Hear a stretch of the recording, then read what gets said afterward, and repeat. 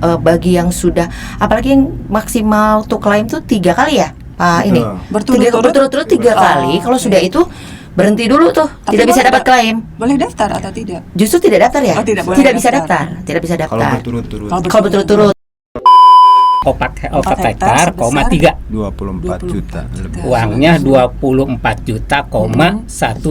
Masih ingat Pak. Masih ingat. Totalnya itu 180. Nah, yang dibayar oleh petani itu 36.000 atau 20%. Iya. Sisanya 144.000 oleh Kementan. Jadi per hektar 36.000 kalau memang berbayar. Oke, baik. Untuk tingkat puso ini yang klaim itu nanti dilihat per petak. Per petak. Per petak. Bukan persatuan luas lahan. Bukan. Per petak nanti di angka lebih dari 75%. Nah, jadi ketika misalnya PPL dan Poktannya mengajukan, itu mereka boleh mengajukan wilayah yang rusak secara keseluruhan. Tapi ketika nanti saya melakukan verifikasi, ya paling lama 14 hari verifikasi ya waktunya. Nah, itu kita kontrol satu-satu. Berkasnya itu yang pertama tadi itu POM 6, terus POM 6 lampiran 1, POM 6 lampiran 2, POM lanjut ke POM 7 untuk proses klaim. Berikut lampiran satunya. Nah, selanjutnya juga data-data KTP para petani yang mengajukan klaim. Selanjutnya dokumentasi yang paling penting dari proses awal sampai akhir, artinya terutama pas kita mau udah di fase puncak itu fase klaim ya, udah kerusakannya udah jelas gitu bahwa kerusakan ini 75% minimal. Bahwa dalam proses klaim itu tidak boleh ditebang dulu atau dipanen dulu gitu kan.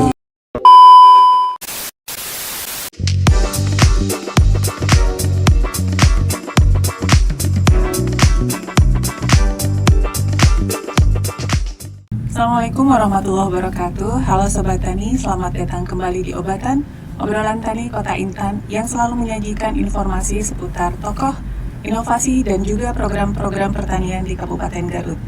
Sobat Tani, di era pertanian modern ini, inovasi di sektor pertanian terus berkembang.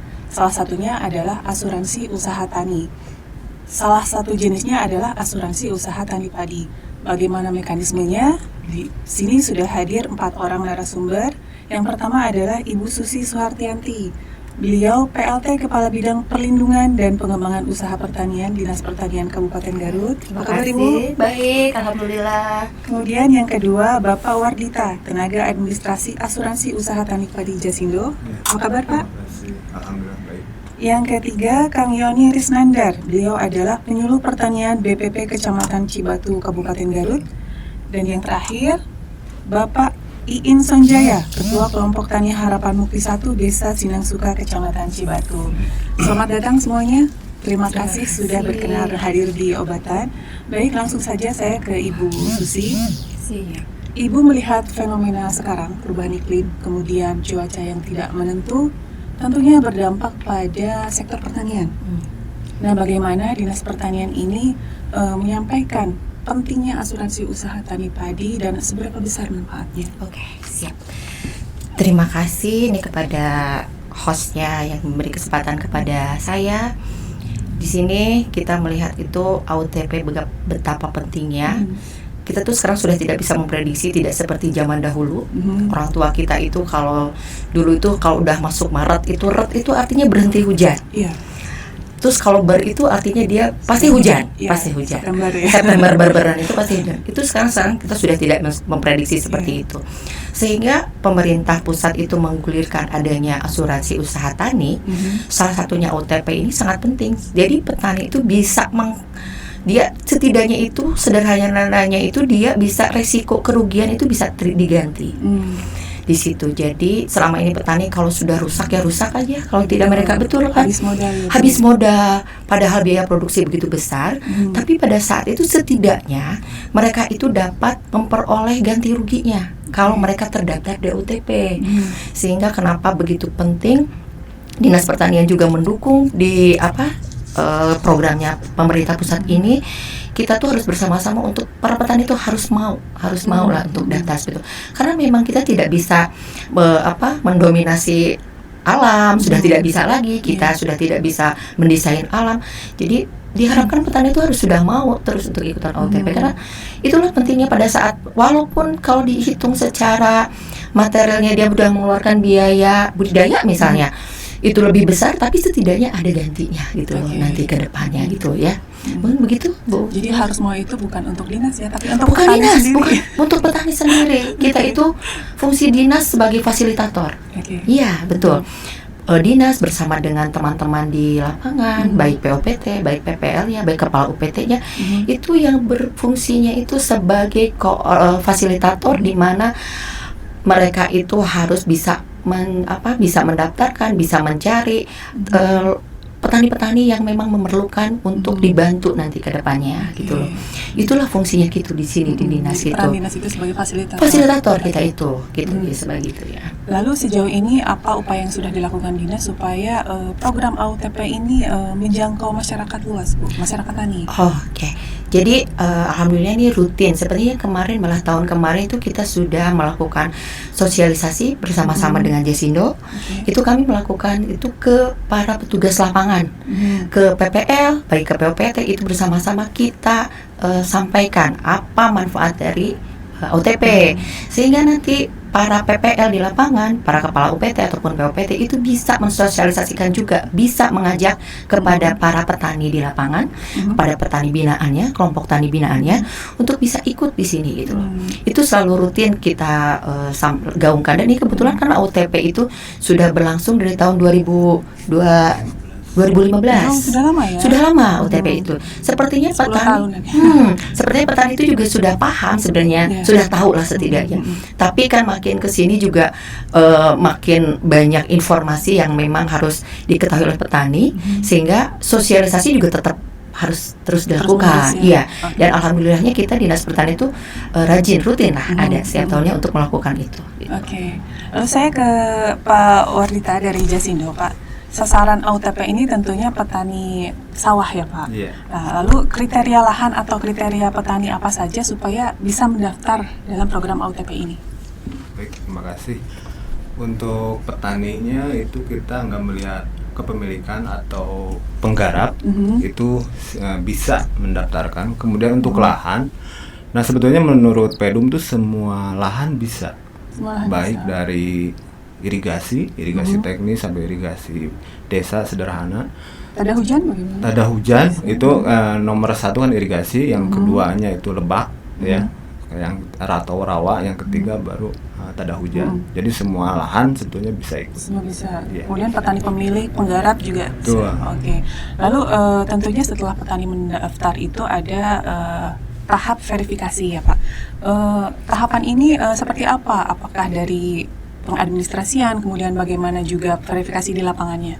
Nah sebetulnya kita melakukan verifikasi itu melalui PPL ataupun POPT, yang mungkin yang lebih tepatnya PPL wilayah binaan ya. Mereka yang akan mendaftarkan, karena usernya pun ada di PPL-nya masing-masing ya, User, untuk aplikasinya. betul, untuk pendaftaran. Nah kemudian nanti PPL berkoordinasi dengan Poktan ya, karena ini asuransi bantuan ya, jadi AUTP ini nggak bisa secara personal atau perorangan petani, tapi harus melalui kelompok ya, Poktan, koordinasi dengan PPL-nya. Nah agar nanti datanya bagus, valid, nah si petani diwajibkan memberikan kopian KTP biar nanti input nama dengan nick-nya itu betul ya. Kemudian nanti petani menginformasikan ke Poktan luasannya ada berapa hektar, atau mungkin di sini berapa bata tumbak ya. Kemudian jumlah petakannya berapa. Jadi secara verifikasinya PPL yang PPL yang verifikasi. Betul. Oke, lalu setelah itu ya ACC mungkin oleh Jasindo. Nah nanti Jasindo akan meminta, kalau misalnya ini memang tanamannya sudah ditanam, kita minta informasi dokumentasi foto open kamera. Jadi tidak langsung Jasindo dalam proses verifikasi di lapangan? Iya, kalau dalam pendaftaran itu tidak. Enggak, hanya foto lahan. Betul. Oke. Lalu tadi disebutkan dalam ini adalah AUTP bantuan ya, Bu, program Dinas Pertanian Kementerian Pertanian. Lalu premi yang harus dibayar oleh petani itu berapa dalam program AUTP ini? UTP yang melalui APBN Kementerian Pertanian itu jumlah yang harus dibayar oleh petani adalah 360.000 per hektar. 360.000 Nah, per seandainya nanti hektar. dikonfirmasi ke tumbak itu cuma Rp52 per tumbakan, kan petani jarang ya. Itu punya. sudah disubsidi oleh Belum. Oh, belum. Belum. Nanti yang subsidinya setelah didaftarkan. Nah, setelah didaftarkan masuk ke aplikasi, kemudian punya prapolis POM 1 baru kita tagihkan ke APBN. Oh, iya. Tuh. Totalnya itu 180. Nah, yang dibayar oleh petani itu 36.000 atau 20%. Iya. Sisanya 144.000 oleh Kementan. Jadi per hektar 36.000 kalau Betul. memang berbayar. Betul. Oke, baik. Lalu ini program ini setelah 1 kali premi itu berlakunya berapa lama, Pak? Berlakunya 1 musim tanam. 1 musim saja. Ya, jadi tergantung dari jenis varietas padinya. Oh iya, jadi Inform- tidak dipatok 3 bulan, 4 Betul, bulan. informasi kan ada yang 75 hari ya. Oke. Tapi saya lebih mengharapkan jangan 75 hari. Kalau padi lokal yang 5 sampai 6 bulan itu bisa? Bisa. Oh, bisa. Maksimalnya itu di angka 58 hari. Minimal, ya, minimal. 58 minggu kalau nggak salah. itu. Oke. Lalu Jadi bagaimana hampir mekanisme 6 bulan. pembayarannya kalau misalkan petani mau bayar premi itu? Nah, untuk petani yang istilahnya yang swadaya, Mhm. mereka itu akan mendaftar melalui PPL. Mhm. Kemudian nanti PPL-nya akan di-ACC oleh Jasindo, Iya. keluarlah BRIPA. Mhm. Beripa itu. BRIPA, Mhm, Beripa. tagihan melalui nomor tagihan BRI. Nah, itu bisa dibayarkan oleh petaninya atau PPL-nya melalui BRI Mobile ya atau sejenisnya gitu. Secara bisa. manual misalkan ke Bisa. kios-kios yang Ya, ada. betul Oh, bisa. Nah, kecuali yang kebetulan alhamdulillah nih Garut ini udah 2 tahun ya selalu ada APBD. Mhm. Nah, Nah, itu gimana? kebetulan ya yang APBD ini, nah Jasindo mungkin ya, saya mewakili Jasindo, terima Iya. kasih. Mhm. Udah 2 tahun dan alhamdulillah setelah 2 tahun ini kita selesai sesuai target ya Bu ya. Yang pertama itu 1.000 hektar, nah yang kedua 500 hektar. Nah, itu resikonya harus diinput semua Bu. Jadi kalau misalnya PKS-nya atau perjanjiannya 1.000 hektar harus selesaikan dulu 1.000 hektar, baru bisa ditagihkan ke Pemda atau ke dinas. Oh, itu bukan bantuan dari APBD. Apakah setiap musim ada program bantuan itu dari APBD? Atau misalkan sekarang berbayar 36.000 bayar premi, sekarang ada bantuan dari subsidi APBD? Kalau subsidi APBD itu berlakunya memang di 1 tahun. Jadi kalau 1 tahun itu bukan berarti di 2 kali misalnya, tapi memang yang 36.000 itu di 1 musim tanam itu. Nah, itu dibayarkan oleh APBD 36.000. Nah, ini sekalian informasi. Sebenarnya ini biar tahu juga nih para Iya. PPL nanti. Jadi tahun ini juga kami sebenarnya mengajukan untuk bantuan premi yang 36.000 itu untuk khusus di LP2B. Untuk LP2B. Itu tadinya itu 3.000 hektar, di mana 3.000 hektar itu untuk 2 kali musim tanam. Karena kan luasan LP2000 itu 1.437 lah ya untuk yang di perkotaan, tapi kita bulatkan 1.500. Iya. Cuma untuk saat ini kami beritahukan dulu. Jadi kami mendapatkan surat dari Direktorat Jenderal PSP untuk Direktorat Jenderal PSP untuk Kementerian Pertanian yang premi 80% itu masih dipending. Karena efisiensi. Oke. Lalu bagaimana nih nasibnya?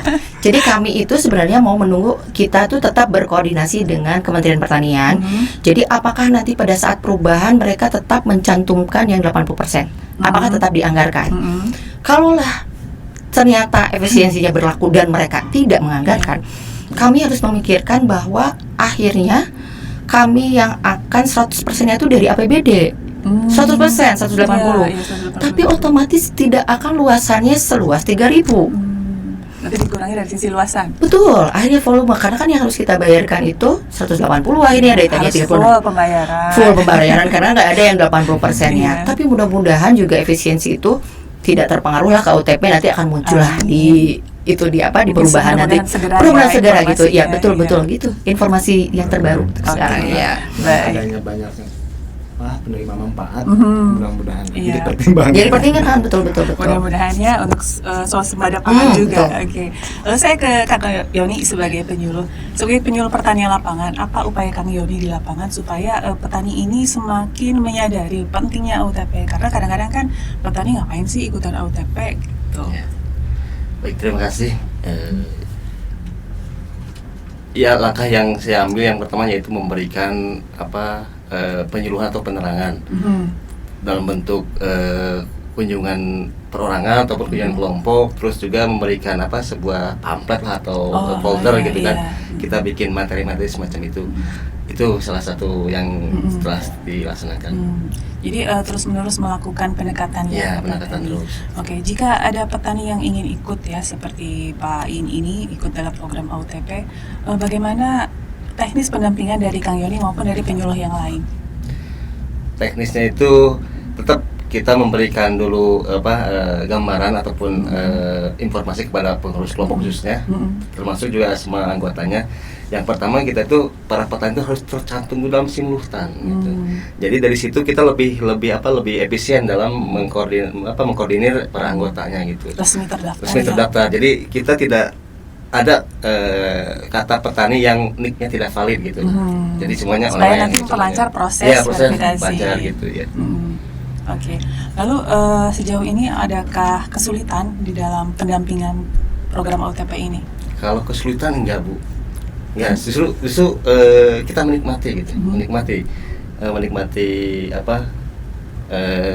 pekerjaan ini karena emang tugas kami ya, tugas Iya. saya gitu sebagai penyuluh untuk memberikan informasi yang tepat akurat gitu. Oke. Nah, lalu saya ke Pak In ya sebagai penerima manfaat salah seorangnya dari program AUTP ini. Dari mana Bapak awalnya mendapatkan informasi tentang AUTP? Biasa awalnya dari PPL yang langsung datang ke rumah, nah, langsung besoknya mengumpulkan anggota. iya. Nah, Pertemuan gitu. kelompok Ya, ya, Pak? kelompok, ya. Sama PPL-nya langsung yang gitu. Lalu awalnya Bapak mengikuti AUTP ini tahun berapa, Pak? Sabar itu udah 2 kali ya. Oh, Yang sudah. pertama nggak valid, yang kedua kemarin valid. Kenalannya di KTP? Enggak, Oh, enggak. justru begini. Itu, yang pertama itu mandiri. Iya, oh, mandiri. Iya, mandiri Iya. yang pertama. Yang kedua baru itu ada Yang program APBD ya, ini program ya APBD subsidi. itu, ya. Oke. Oh. Yang pertama tidak valid, yang mandiri justru. Yang mandiri itu karena begini, waktu itu udah saya sarankan bahwa dalam proses klaim itu tidak boleh ditebang dulu atau dipanen dulu gitu kan. Nah, oke. kebetulan di lapangan karena mungkin petaninya was-was atau khawatir bahwa ataupun tidak yakin ya bahwa kegiatan asuransi ini akan terrealisasi. Masih kena cangcaya. Salah gitu. Cangcaya saya. Maka mereka lebar kenapa? Sacilet 2 cilet oke gitu. Aduh ya itu Mau diolah lagi Ya mungkin, gitu oke. ya gitu. Kalau ikutnya mungkin tiap tahun ya Pak. Tiap Oh, tahun, ikutnya insya Allah. tiap tahun. klaimnya itu yang 2 iya. kali. Berarti mengklaimnya sudah 2 kali Dua ya. kali, Oke. ya. Yang terakhir ini sudah berhasil. Berhasil. Oke. Nah, ini karena Bapak sudah berhasil, bagaimana proses pengajuan klaim ini dari mengajukan sampai diterima Ya, klaimnya, Pak? pengajuan dari awalnya, dari awal pengolahan, ya didampingi oleh LPL langsung, gitu ya. Terus data-data yang akurat, yang tadi Pak bilang, gitu ya, data-data yang lebih akurat, apalagi ada KTP yang nggak valid kan itu, nah, jadi kan disortir lagi kan itu kan gitu. Kerjanya PPL itu. Dan saya alhamdulillah ada PPL yang begitu gigih, yang gitu. Ya, terima kasih Bu Ketangin. Kendalanya apa sih yang dirasakan oleh Bapak dalam proses pengajuan klaim? Dalam proses pengajuan apa? Pengajuan klaim Pengajuan kendalanya klaim. apa? Nggak ada kendala. Oh, nggak ada. Nggak ada. Cuma tadi saya bilang kan ada pembantu. Ada pendamping Ada ya. pendamping, ya. Oke. Nah, lalu dokumen-dokumen apa saja yang harus disiapkan nih, Pak atau Kang Yoni nih yang bisa menjelaskan dalam pengajuan klaim? Baik.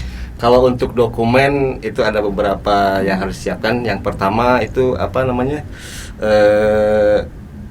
berkas itu Form 6. Form 6 ya. Form 6. Oh, banyak form ya? Form 6 ya, betul. Formulir. Formulir 6 yang dilengkapi dengan formulir 61, formulir 62. Terus selanjutnya masuk tahap berikutnya itu masuk ke form 7 untuk proses keberlanjutan klaim gitu. Yang dilengkapi juga dengan form lampiran form 71 gitu. Nah, selanjutnya kita mempersiapkan juga fotokopi Dokumen KTP para petani yang melakukan proses klaim gitu. Oke. Itu untuk apa yang saya ingat. Lalu yang harus disiapkan di lapangan dalam proses pengajuan klaim ini apa? Kalau di lapangan, Karena di lahannya Bapak gitu. ya dilengkapi dengan dokumentasi yang kerusakan valid. itu ya. Mhm. Oke. Lahannya jangan sampai Jangan diganggu. Nah, Oh, jangan diganggu dulu lahannya sebelum harus utuh proses gitu. verifikasi ya. Betul, Oke. verifikasi. Nah ini saya kembali ke Bu Susi. Apakah dinas memiliki program bantuan untuk menstimulus kelompok tani terkait AUTP ini, Bu?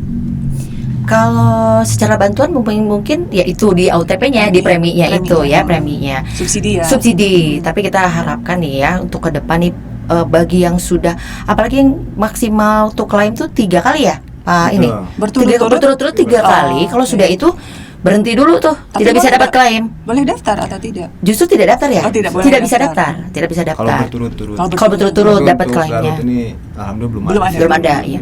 Tapi kami harapkan ke depan kalau misalnya nih yang sudah bisa mengklaim itu depannya itu bisa swadaya gitu loh si preminya. Sudah ada. Iya, tabungannya, Bu. sudah ada tabungan Yang tadi kan. 36.000 Yang 36.000 itu bayarkan oleh masing-masing Masing-masing, gitu. oke. Tidak, jadi tidak Program mengharapkan mandiri bagian lah iya ya. program mandiri. Kalau secara bantuannya mungkin di situ kita di AUTP. Jadi kita bisa lagi berbagi dengan yang lain yang memang memerlukan untuk OTP gitulah. Oke. Mungkin itu. Karena mungkin yang disebutkan oleh Bu Susi tadi bergilir karena mungkin terbatas kuota. Iya, betul, Nah, terbatas kuota. lalu apakah ada kriteria tertentu, Bu? Mana sih yang menjadi prioritas wilayah atau mungkin kelompok tertentu? Ada seperti itu nggak?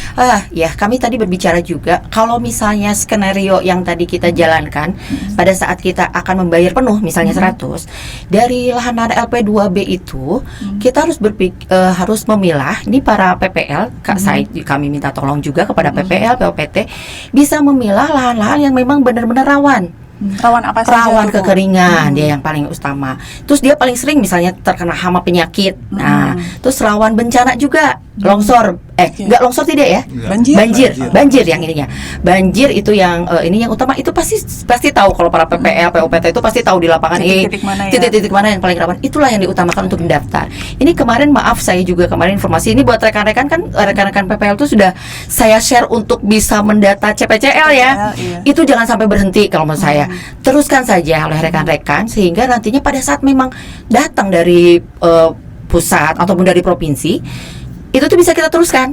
Kita nggak usah jangan refocusing, jangan. Tapi untuk yang LP2B bisa dipilah juga pada saat sudah terdata 1.500 misalnya. Data lah misalnya berapa yang memang benar-benar rawan. Nanti daftarkan sambil menunggu informasi selanjutnya. Lalu koordinasi Dinas Pertanian dengan Jasindo dalam proses dari mulai CPCL sampai mungkin nanti ada pengajuan klaim itu bagaimana, Bu? Koordinasinya? Koordinasi alhamdulillah ya lancar sekali. Jadi rekan-rekan kami gitu selain dari PPL-nya juga aktif pada saat mau mengklaim gitu apapun datang kami itu tuh kami juga langsung berkoordinasi dengan Jasindo dan Jasindo juga responnya baik cepat gitu loh. Tapi memang ada berbagai kendala ya kalau misalnya klaim itu yang paling sering itu memang gimana nih Dinas Pertanian ngasih solusinya gimana kalau jadi ada gini, kendala? tapi kalau memang kalau ada kendala memang kita mempushnya itu kepada PPL akhirnya gini. PPL tolong dilengkapi. Biasanya dari berkasnya. Yang paling sulitnya lagi kalau sudah berkas tidak kurang atau tidak sesuai kan balik lagi ke dinas karena harus perlu tanda tangan, perlu tanda tangan dari PPL. Nah itu yang lama sebenarnya. Jadi usahakan pada saat pengklaiman itu sesuailah dengan apa yang memang diperlukan persyaratannya. Jadi nggak usah bolak-balik, bisa cepat juga buat cairnya gitu loh. Saya pasti balik ke klaimnya itu pasti balik lagi ke PPL karena yang taunya memang PPL ini apa gitu ya isinya gitu. Oke, saya ke Pak Wardita lagi, Pak. Jika ada klaim gagal karena misalkan FUSO gitu kan, seperti apa gambaran FUSO dari pihak Jasindo ini? Berapa persen tingkat kegagalan yang bisa mengajukan klaim? Iya, baik untuk tingkat FUSO ini yang klaim itu nanti dilihat per petak. Per petak? Per petak. Bukan persatuan luas lahan? Bukan, per petak nanti di angka lebih dari 75%.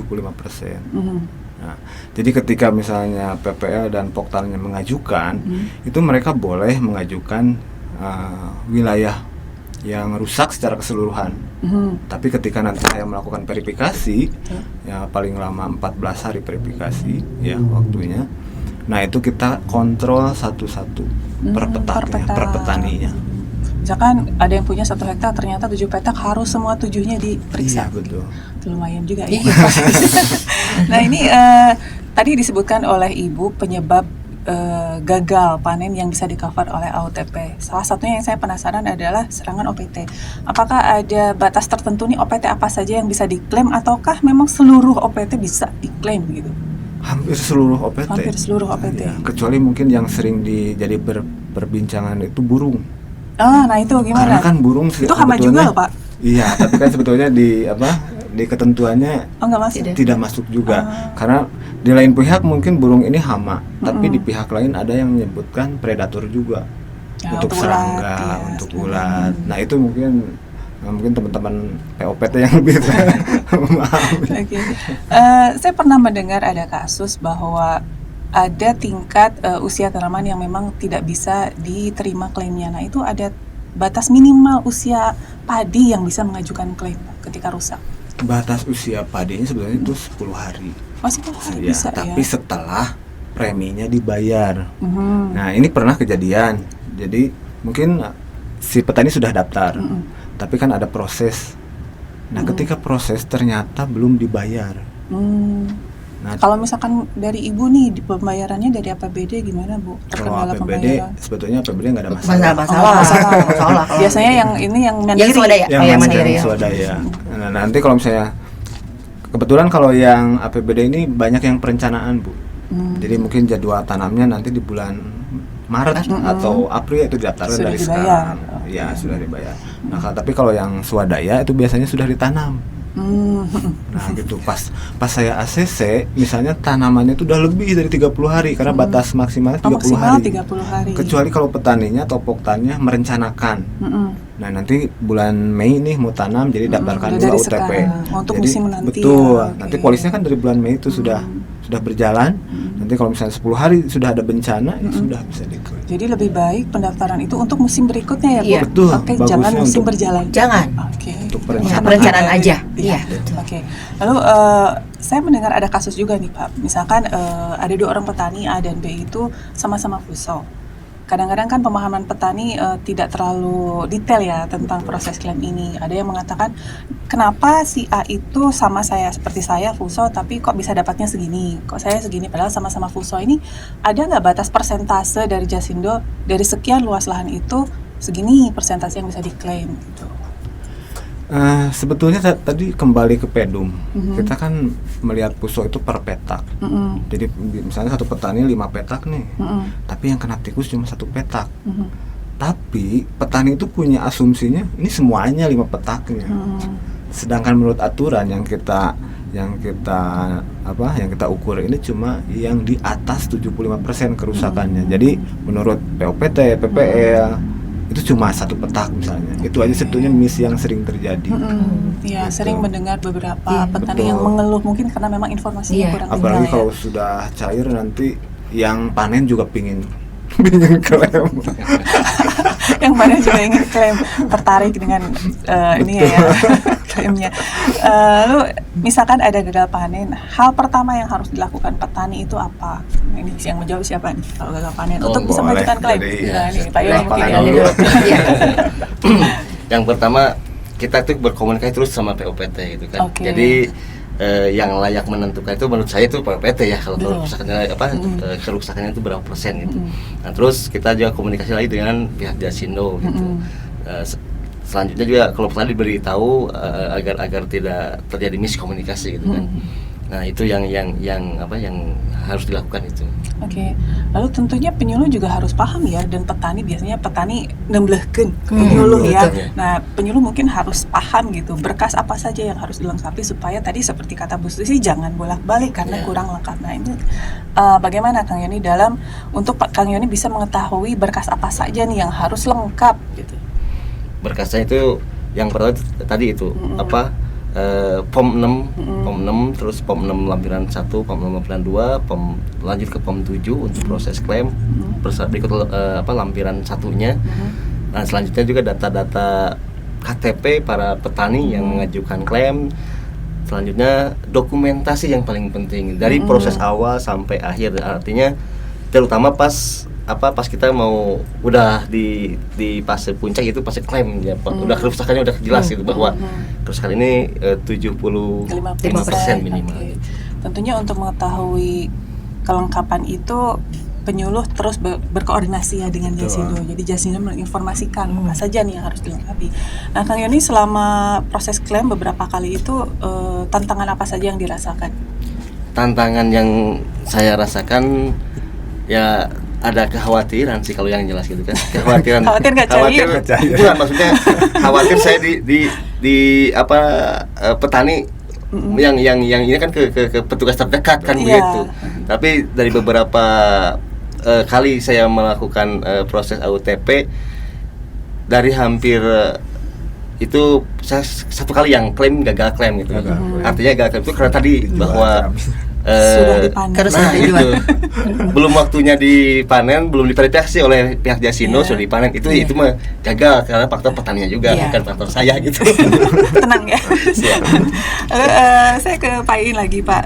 Bapak kalau yang sudah cair berarti baru satu kali ya? Nah, itu berapa lama dari proses pengajuan klaim sampai bisa diterima? 4 bulan. 4 bulan. Karena bolak-balik perbaikan. Jadi nambahkan sedikit Bu. Yang tadi POM 6 itu kan di situ ada kronologis kejadian. Misalnya di laporan itu lahan pecah-pecah. Tanaman kerdil. Nah, ternyata di dokumentasi nggak ada. Nah, itu saya bolak-balik. Mungkin ada PPL lain yang punya dokumentasi di wilayah itu kan yang apa POPT suka ke lapangan, PPL suka ke lapangan, mungkin iseng-iseng suka. Nah, itu. Jadi perbaikan itu seperti itu. Jadi jangan asal klaim ya, harus benar-benar sesuai. Jadi jangan sampai di kronologisnya lahan pecah-pecah, tanaman kerdil, tapi dokumentasinya lagi bersama-sama petani berfoto bareng di tanaman yang bagus. Nah, gitu. Berarti salah memberikan dokumentasi. Walaupun itu nanti ya. di lapangan waktu saya verifikasi itu diperkuat lagi. Gitu. Nah, itu kalau menurut Pak Iin termasuk lama atau cepat, Pak? Proses Ya, itu pencairannya itu 4 bulan. Karena aturan 4 bulan itu kan padi itu kan 3 bulan 10 hari. Itu wajar. Masih wajar Jadi ya. kewajaran. Nah, ini berapa banyak yang Bapak terima nih dari Jasindo? Apanya? Proses pencairannya itu. 24 juta, 3. 180. 4 hektar lebih. 4 hektar, 4 hektar. Oh, itu arealnya 4 hektar, 3. 24 juta lebih. Uangnya 24 juta, 180. Masih ingat Pak? Masih ingat. Kalau ingat. Nah, ini tentunya Bapak punya luasan 4 hektar lebih menerima segitu. Menurut Bapak apakah ini membantu atau tidak? Masih kurang kan nih, kumaha ini. Kalau bicara kurang ya pasti kurang. Kalau kembali ke modal. Iya. Tapi kalau membantu itu membantu pisan. Testimoni langsung ya. Oke, jadi lumayan ya Pak. Ya, lumayan lagi sekali. Bu. Sangat. Oke. Karena yang diganti kan modal usahanya, modal usahanya. 6 juta per hektar.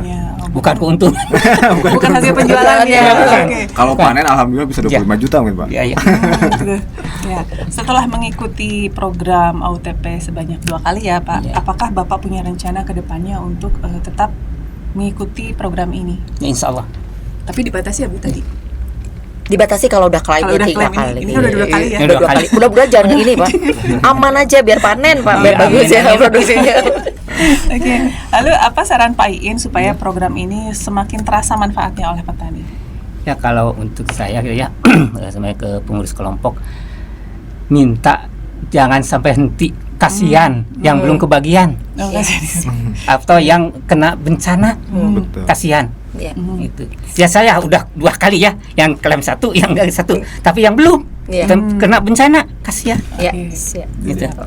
Saya kembali lagi ke Pak Wardita. Tadi kan disebutkan ada 2 jenis, yaitu swadaya dan juga dari subsidi pemerintah. Nah, itu dalam proses klaim kalau misalnya terjadi kegagalan panen ada perbedaan atau tidak? Sama aja. Sama aja. Semuanya Bukan sama. seperti kayak pelayanan kesehatan BPJS dan non BPJS itu. Sama aja. Sama aja. Sama aja. Tapi ini kebetulan yang Bapak mungkin swadaya. ya yang pertama swadaya, yang kedua kan yang PBD 1 ya. PBD 2. PBD 2. Nah, ini tapi ada pernah saya mendengar informasi bahwa sudah 1 tahun katanya belum cair yang swadaya ini proses pengajuan klaim. Oh, itu yang si Kajang. ada beberapa. Ada beberapa. Nah, Cuma kendalanya apa, Pak? Yang Cikajang Supaya petani mungkin enggak iya, terlalu nih. yang gitu. Cikajang kendalanya kurang 3 KTP petani. Nah itu kalau misalnya kita hapus kan nggak bisa karena itu udah di sistem. Sampai hari ini juga belum saya close, ya istilahnya belum saya batalkan, silakan aja. Kalau misalnya PPL POPT-nya mau diperjuangkan gitu hak petani silahkan. Tapi kan saya juga nggak bisa mengajukan kalau memang persyaratannya kurang. Kalau misalkan ada petani yang mengklaim di waktu saya klaim kerugian dengan pembayaran premi swadaya dengan mengklaim saat gratis dari APBD itu kok beda? Yang swadaya kok cepat misalkan, kenapa yang APBD subsidi itu lambat? Nah ini bagaimana, Pak? Enggak sih sebetulnya. Itu cuma mungkin kondisi aja sih, kondisi di lapangan ya, seperti yang masih Garut juga masih ada beberapa kelompok ya Bu ya, yang tadi disampaikan 1 tahun belum cair-cair. Kendala yang utama itu untuk Garut rekening kelompok. Mungkin di Karangpawitan ada 1, di Ciklet ada 2. Itu sampai saat ini belum membuat rekening kelompok.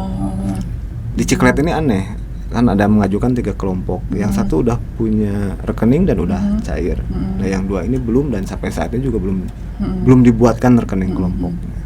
Nah kalau misalkan dalam satu kelompok tani itu ada 10 yang mendaftar CPCL ya Bu Susi misalkan.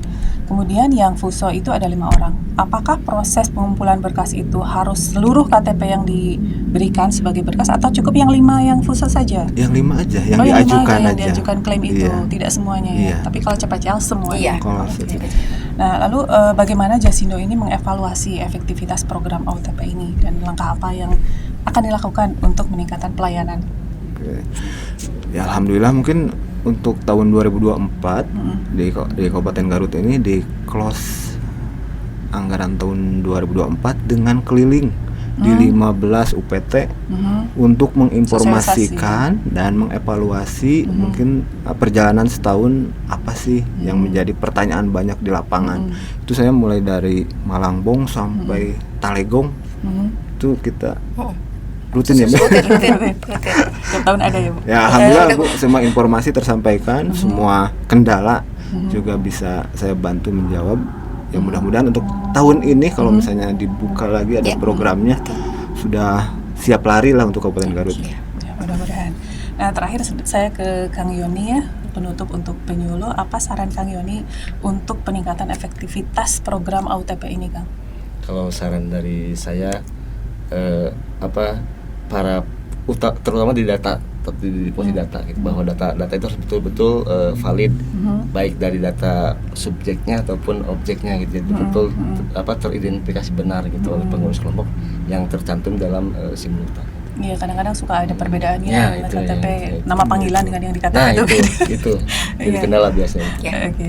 Nah ini dalam proses klaim Bu Susi, bagaimana Dinas Pertanian ini memastikan bahwa laporan dari lapangan ini bisa diterima dan diproses?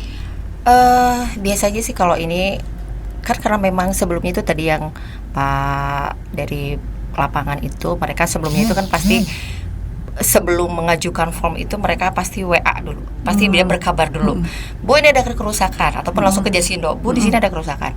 Itu artinya kan kita pasti mintakan, nih ada dokumentasinya, ada titik koordinatnya di mana, lokasinya di mana, alamatnya di mana, itu jelas. Dan kita bisa lihat itu, dan itu yakin kami itu karena nanti PPL akan turun lagi, itu kan berdasarkan laporan PPL dan POPT.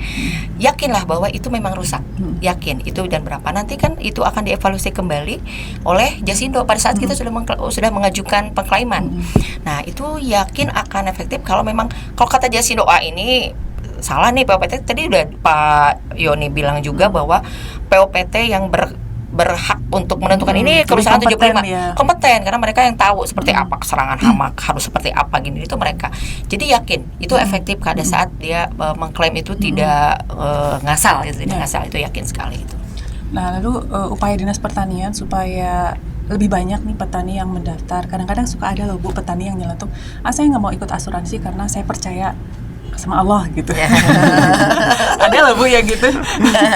Justru gini ya, betul sekali. Jadi ya itu tadi yang kita sudah lakukan, memang sosialisasi dulu, sosialisasi dengan para petugasnya. Ini diharapkan para petugas bisa juga mensosialisasikan.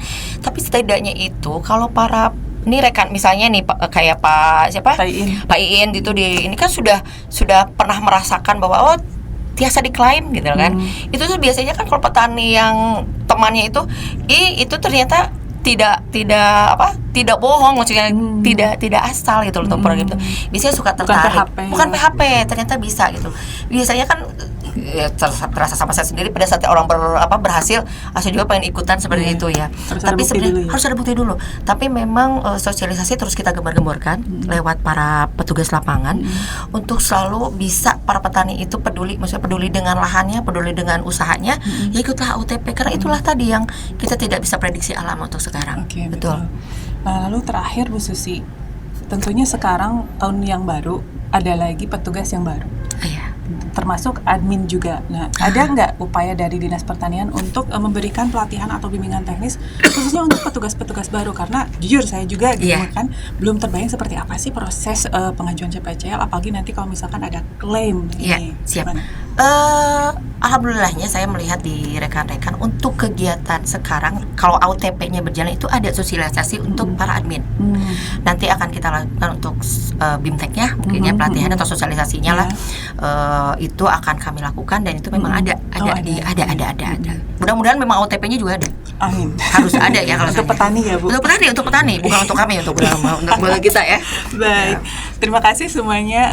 Baik Sobat Tani, demikianlah bincang-bincang kita dengan para narasumber tentang AUTP.